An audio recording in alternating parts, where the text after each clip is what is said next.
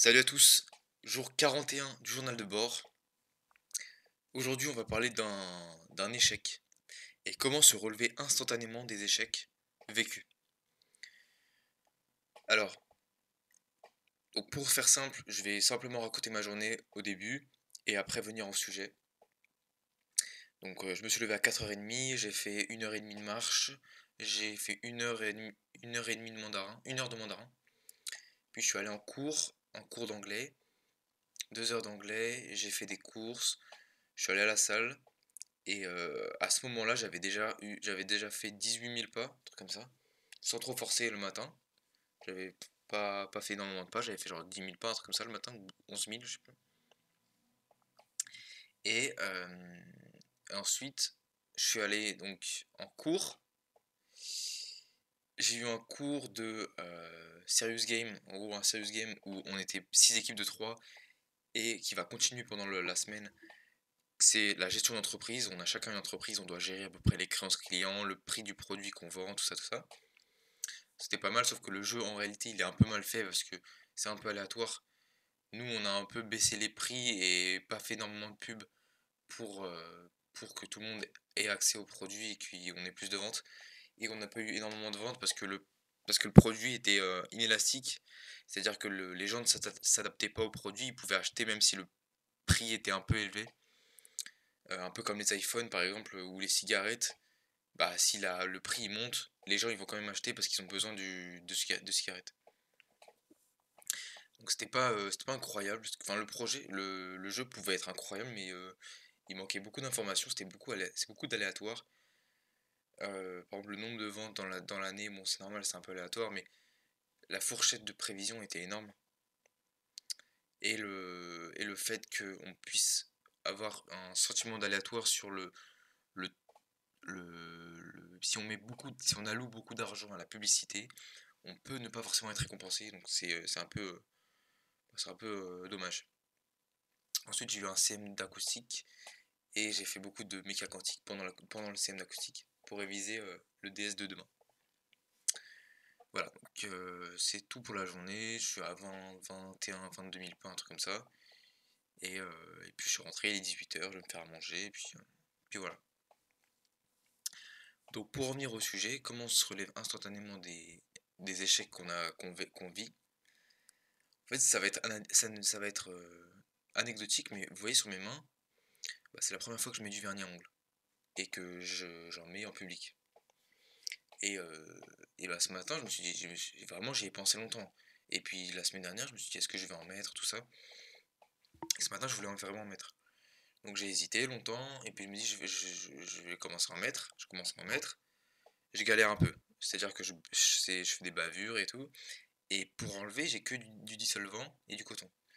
Et avec le coton, j'enlève un peu et tout, mais il y a plein de bribes de coton qui restent. Et c'est dégueulasse. Tu vois, l'ongle, il est dégueulasse. Tu vois, tu le regardes, t'as envie de fuir, tu vois. C'est pas beau. Et bah, j'étais un peu dégoûté, donc j'ai tout nettoyé au dissolvant. Et puis je me suis dit, bon, bah, j'achèterai des sortes de coton, enfin des cotons un peu plus pour dissolvant, sans des lingettes, quoi, qui lavent mieux, pour faire des finitions. Je me suis posé, et j'ai attendu, enfin, j'ai mangé, j'ai fait autre chose. Et vraiment, j'étais un peu embêté. J'étais putain, je suis déçu, quoi. Je voulais en mettre, et puis c'est chiant. Et je suis allé dans ma salle de bain. Et j'ai vu, il y avait des cotons-tiges. Alors ça peut paraître anecdotique, hein. Encore une fois, l'anecdote, elle est pas folle. Mais je me suis dit, ok, là, je vais réessayer. La même matinée, j'ai réessayé, j'ai mis du vernis. Et à chaque fois que je faisais une bavure, bah, je mettais du coton-tige trempé avec du dissolvant. Et je pouvais facilement enlever et avoir un truc propre. Donc j'ai pu en mettre et que ce soit alors c'est pas exceptionnel, hein, mais je trouve ça plutôt pas mal pour une première fois. Et bah, je suis hyper fier, voilà. Concernant l'appréhension de mettre du vernis en public, la plupart des gens n'ont soit pas remarqué, soit m'ont dit ouais c'est pas mal. M'ont pas fait de remarques sur des trucs cons de, de catégorie entre guillemets LGBT. Juste bah, ça me fait kiffer de le mettre sur mes ongles et en plus c'est un moyen de se dire ok je m'en fous, tu vois, je m'en fous de ton avis. Et même dans le sens où Alors c'est pas la même chose, mais dans le l'air de la thérapie du rejet, c'est un peu j'expérimente des choses qui me sortent de ma zone de confort et ça fait plaisir. Tu vois, j'en mettrai pas tous les jours non plus, peut-être j'en mettrai demain, après-demain, mais après je ferai des pauses. Mais en tout cas, ça fait plaisir de tester quelque chose qui marche et d'avoir surtout persévéré ce matin. Voilà, persévérer et surtout ne vous dites pas: «OK, j'ai échoué, je vais analyser, pendant des mois le truc de mon échec». Parfois, vous pouvez vous relever instantanément. Des fois, il y a un échec et il faut savoir être lucide. Dans l'échec, il faut savoir se poser et se dire: «OK, là, je peux me rattraper instantanément». Quand vous dites une bourde monumentale à l'oral, dans un oral ou même avec une fille, si vous dites quelque chose de mal, il faut avoir la présence d'esprit d'analyser ce qu'on dit et de dire: «Non mais c'est pas exactement ce que je voulais dire. C'est c'est parce que je trouve que enfin voilà, je suis un peu déboussolé par ton regard». Enfin, c'est des trucs cons, mais il faut savoir se relever directement, instantanément. C'est pas, le soir même où tu vas, ruminer, enfin ressasser les pensées de la journée que tu vas te dire: «OK, j'aurais dû faire ça, ça, ça».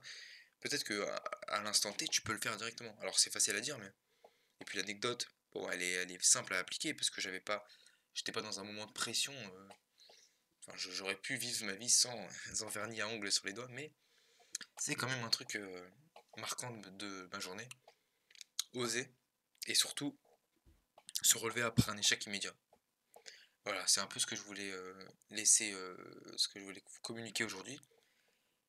Aujourd'hui, pas beaucoup de mandarin, je fais seulement 1 heure, mais j'ai encore appris des mots comme danche, mais, suijan, bien que, enfin, alfos, et voilà, plein d'autres petits mots courants et que j'ai oubliés, mais que je saurais reconnaître en lisant. Voilà, je vous embrasse, je vous fais des bisous, je vous dis à demain et salut.